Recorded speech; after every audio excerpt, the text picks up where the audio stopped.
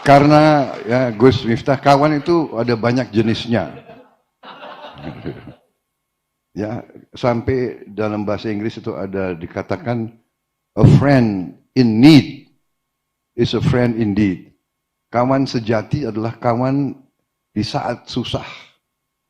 Kalau di saat baik, di saat senang, kawan banyak sekali. Yang nggak pernah nongol sekian tahun, nongol semua sekarang. Yang repot nongol, bawa daftar titipan lagi. Ya, jadi, ya saya dikatakan Pak Jokowi mengatakan, ya Mas Bowo, ya itulah nanti Mas Bowo siap-siap aja.